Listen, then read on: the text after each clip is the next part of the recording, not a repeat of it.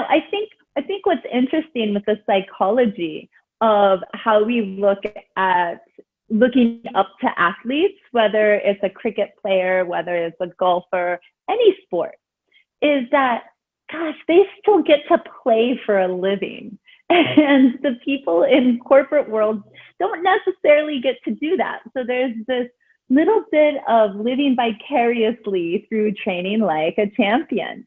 But what's really important, and this is what I stress very much to when I do a lot of coaching with corporations for the marathon. And you have these different distances you can train for, like 5Ks, 10Ks, 21 and 42. And I always tell people, train for what's realistic in your life. The longer the distance, the harder the workout doesn't make you the better athlete. You want to train for something that's very realistic in your life. You want to set a schedule and the amount of time that you have to give with your fitness or developing and training for a new sport. Set a schedule that works best for you, so you set yourself up for success, that you make realistic goals. I think that's really important. And what's interesting is how many people come to me, like in the groups of the corporates, and I'm like, how many people are training for the 42? I get a lot of hands. Then a few weeks later, I get half of them who are like, yeah, you know, I think I'm going to do the 21 instead. It's really important to be realistic for the time that you have to give. And again, we want to think long-term sustainability. Is this something that you want to do for the rest of your life? Or is it something that you just want to one and done check off on the bucket list?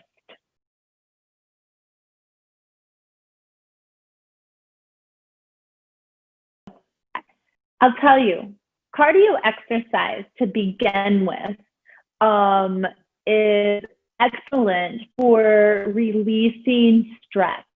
And we can all do it at different intensities based on your ability, but it really helps a lot in the corporate world, getting a little bit in. Now, interval training, it's done at a much higher intensity, but it releases these endorphins in your body that make you feel good, and it releases happy hormones in your body. And it's very effective in the sense for busy lives. And people in the corporate world tend to get wrapped up in the rat race of work, work, work. I don't have time for workouts. And interval training is a great way to release stress, make you feel better and happier, but you don't have to spend a lot of time doing it. So 20 minutes a day can be highly effective. It's great, like there are different types of ways to do it. You can do combos of strength intervals at a high intensity. So you get your heart rate up, as well as accomplish a little bit of strength training, but also straight up cardio exercise, like doing a sport of cycling or swimming and such, also has great benefits.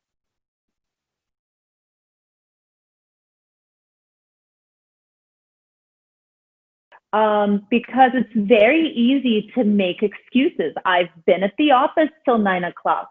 I mean, I live in Mumbai. We have traffic. Some people commute 2 hours a day to get to and from work. They don't have time to work out. And they're just tired.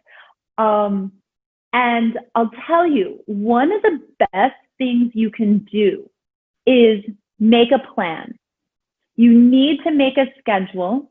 If you want to take responsibility for your health, moving above and beyond anything, not just strength, not strength training and having this solid, hardcore exercise program, but movement makes a big difference.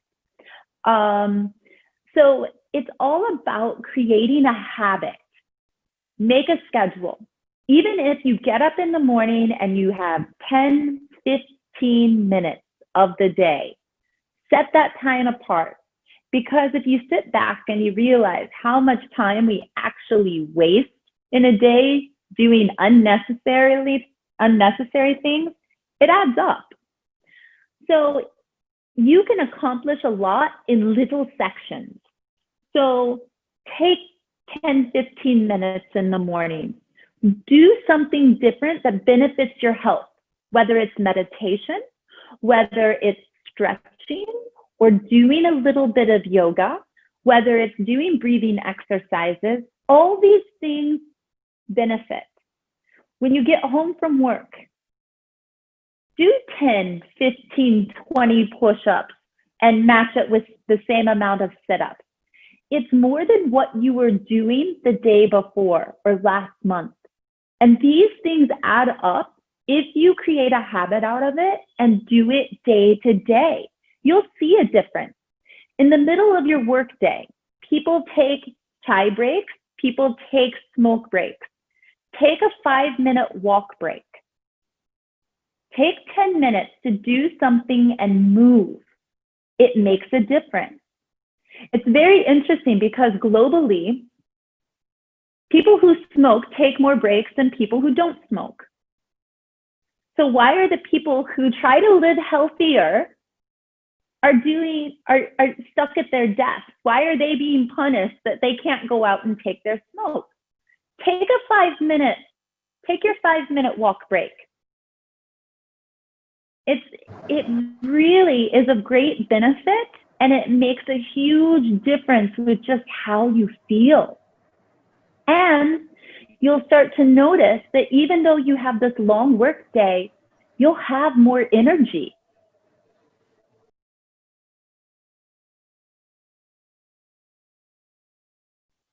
Yeah, I'll tell you, some people do power naps really well, and my gosh, I wish I could do them too. It's I'm a strong believer in do what feels right for you. Like if a 10-minute power nap makes you feel really energized for the next part of the day, by all means do it. If it's doing something else, like breathing exercises or doing a quick power walk, something like that, do it. There is, with taking little snacks, I'm someone who eats all day long. I mean, right before we got on, I was eating coconut just because I have to be eating.